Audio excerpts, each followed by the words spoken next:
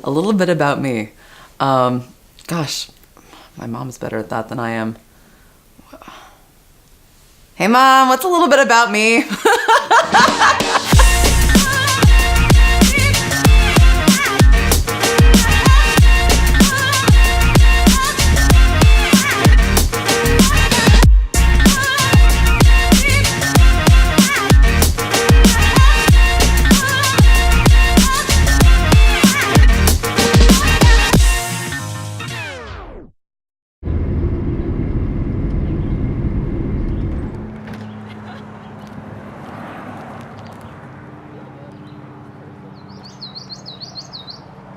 Yes. Of course, just don't tell. I won't pop the hood. We won't tell anyone it's a V6. Yep. And What? it has no balls. Yeah. So. What a wonderful child to raise. Confident, curious, fearless. You never knew what was coming, and it made it so much fun. Not one of the books I read about being a mom and raising children applied. We made up our own rules. She always followed her own instincts and her own gut, which was great. She decided after getting a degree in psychology from Harvard that she really wasn't going to love that life. And I said, you get, 30,000 days on the planet. So what is it you love? Because she was saying, I want to find something that has more meaning to me. And she said, I love working on my cars. That's always been something that's been so much fun for me. Mercedes, BMW lady over here, it's all the same. Actually, it wasn't until just last year that I was around a group of women, and I realized how much I changed. I mean, not that I was ever really influenced by the men, or that I was ever intimidated by the men, but when I was suddenly thrown into this environment of a whole bunch of other women who really looked up to me and respected me and took what I said and believed me. Oh wow, you build engines, that's what you do. Okay, well I trust you now, I'm gonna ask you these questions. I was like, this is life-changing.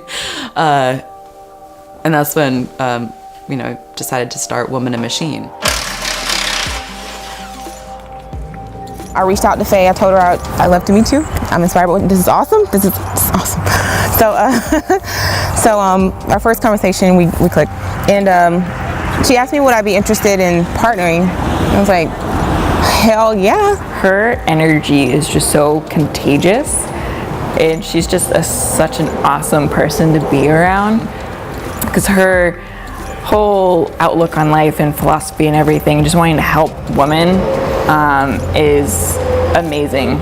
In her new position, she's able to say, if I have this many paying customers, I can then afford to take care of someone's car for free who can't afford my services, whether it's a single mom who's struggling or somebody who's just bought a first car and can't afford the repairs. I can fix those cars for free because I now have a great customer base of paying customers.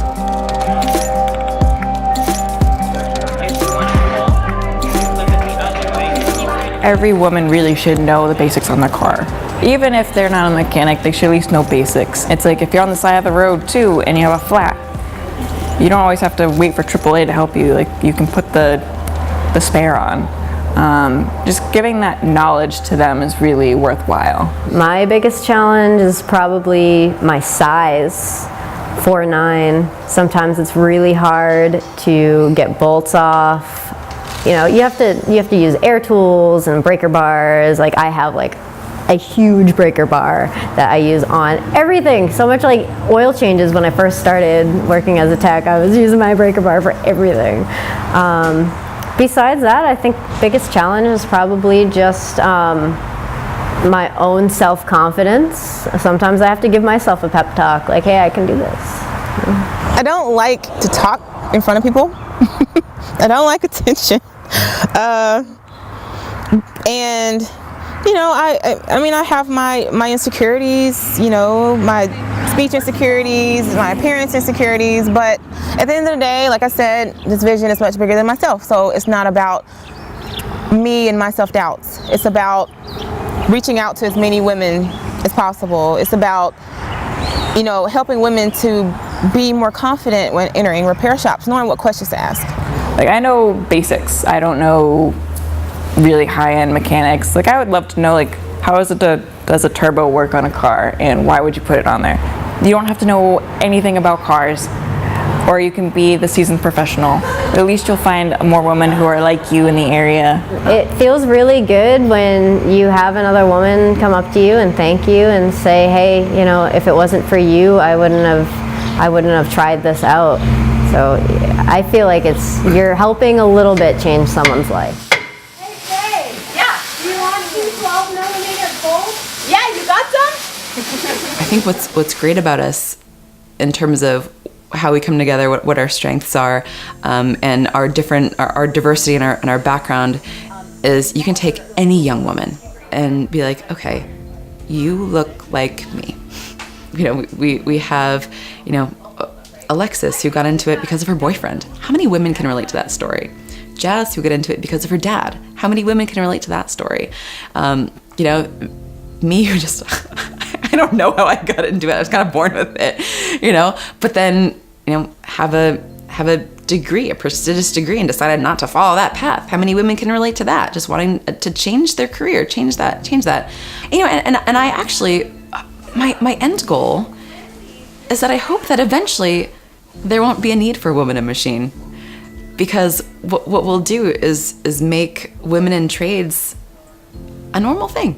A lot of us just want to fit in and just be in the shop, just, you know, be not a female mechanic, but be a mechanic. Not be a female welder, just be a welder. Here's and here. So I think what is so important about us is not only the fact that we really love and appreciate each other so much and have so much respect for how much we just truly love what we do for the sake of doing it, right? Not for some superficial reason, not to get in front of a camera, right? Not to get on the cover of some magazine or to stand in front, you know, get on the news and talk, but just to share that love of what we do authentically. We're like, oh gosh, there are more people like us. But then also our ability to span such a large audience, and our ability to span, you know, we're relatable to so many different people. That makes us really awesome too.